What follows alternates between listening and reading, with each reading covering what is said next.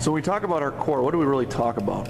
Well, the core muscles, or our neuromuscular skeletal core, are structures of the lumbopelvic hip complex.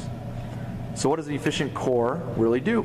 It ensures optimal length-tension relationships between agonist and antagonist muscles, helps maintain force-couple relationships throughout.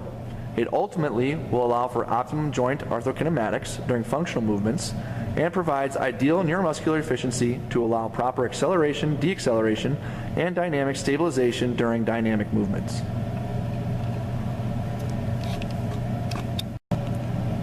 When we talk about core training, often we forget about progression. The core must operate to produce force, deaccelerate force, and stabilize against abnormal compressive, torsional, and shear forces. The first priority should be local and global stabilization before we move on to strength or power. Local stabilization attaches directly to our vertebrae. It helps with postural control, and it helps to improve intra-abdominal pressure. Global stabilization attaches our pelvis to the spine. It helps to increase eccentric control of the core during functional movements. Most of the time, we choose exercises incorrectly or are too advanced. We forget steps that could lead to decreased firing of local stabilization, and it can be linked to low back pain or sacroiliac joint pain. Another thing we forget in core training is our drawing in maneuver or our bracing. Without properly training these, we can decrease our performance in bigger lifts such as the back squat or the hang clean. One way we can ensure proper core training is through integrated core training. Through this, we can develop neuromuscular efficiency and stability first. We will want to focus on neural adaptations over absolute strength. We progress to success by having mastery points. Once we have mastered certain points of each phase, we will go on to the next level. Phases include stabilization first, followed by strength, and then the power. Some mastery points are for stabilization, drawing in maneuver or bracing, intervertebral and lumbopelvic stability. Once we have mastered these points, we may move on. Through strength, we master functional movements without excessive spinal motions. Once we have mastered movements such as lunges, squats, push-ups, etc., we can move on to power. Through power, we've continued to develop our strength and explosiveness, usually through an explosive movement like a medicine ball toss.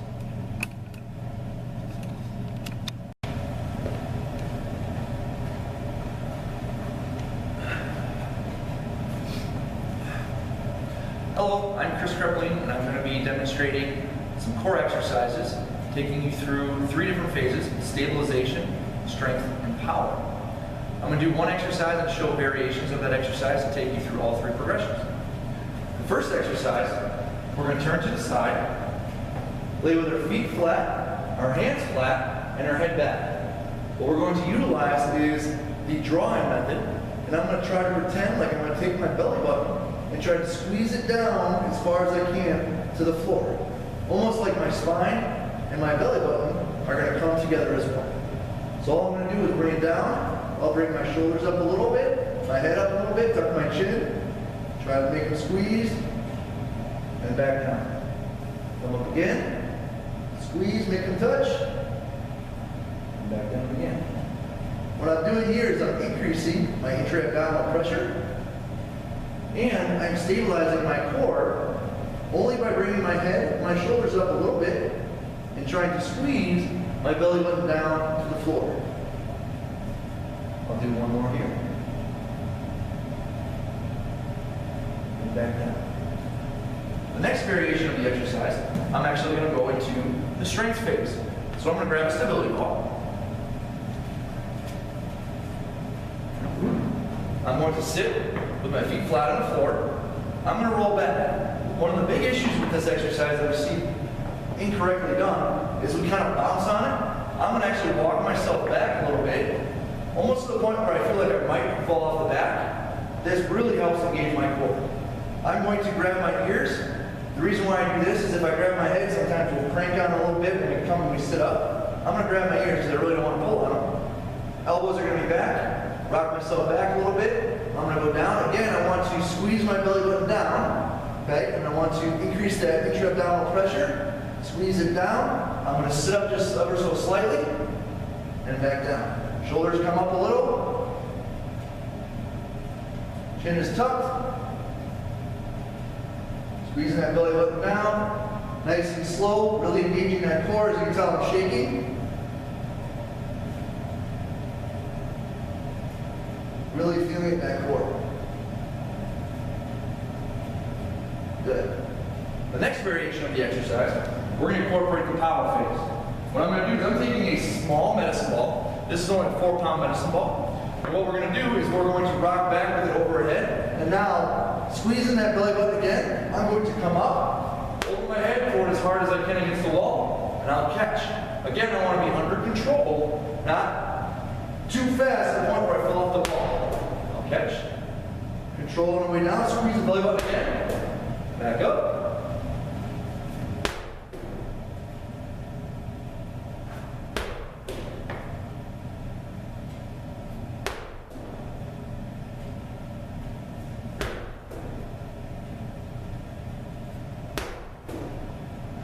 And that is our first exercise.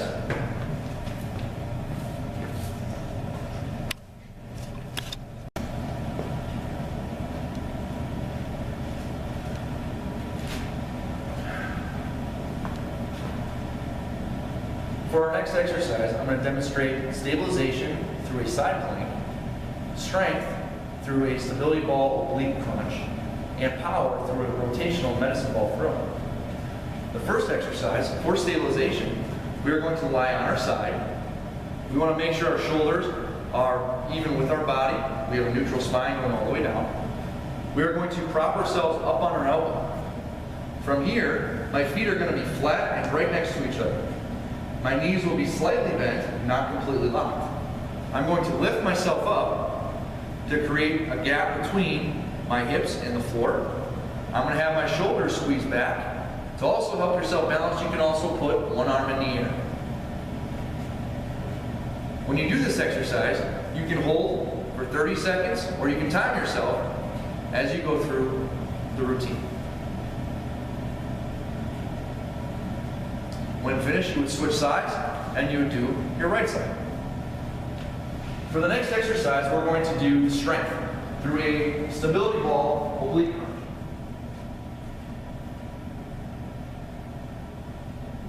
I will sit on the ball. I'm going to open up my feet, place them against the wall to stabilize myself so I'm not rolling back and forth. Again, I want to make sure I have good control. Again, grabbing my ears so I don't pull on the back of my neck. I'm going to grab my ears. Again, I want to keep that neutral spine straight up and straight down. I don't want to be hunched over. I'm going to lean back just ever so slightly over the ball. I'll feel a pull on my obliques. From here, I'm going to flex and come up and back down.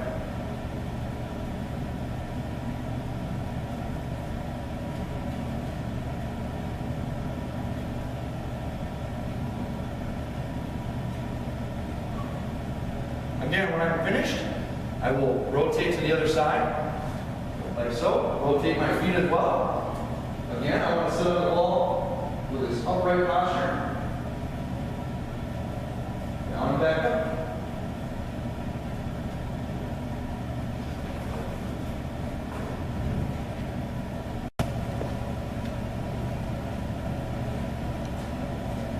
For our last variation of the exercise, we're going to demonstrate rotational power. What you're going to do is you're going to have an athletic stance. We're going to be slightly on our toes, holding our medicine ball. This is a 4-pound medicine ball. Okay? From here, what we're going to do is a rotational medicine ball throw. I'm going to throw it up against the wall with some explosiveness and some power. I'm going to have underhand grip, bring it back ever so slightly. As I start to rotate forward, I'm going to keep my belly button tucked tight. I'm going to engage that core, really squeeze hard. I'm going to rotate from my hips and my core, rotate my back hip, my back knee, and my back heel up, kind of similar to a baseball swing, pitching motion coming through, or even a golf swing as I rotate my hips. So from here, that athletic stance, underhand grip, rotate back. I'm going to rotate my back hip, throw against the wall, catch, bring it back, really engage that core, Almost like I'm spinning. If there was a straight line going from my head all the way to the floor, rotating right around that axis.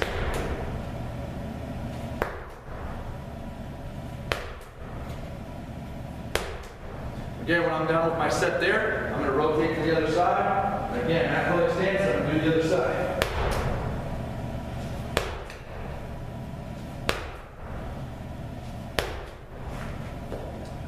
And that is rotational power.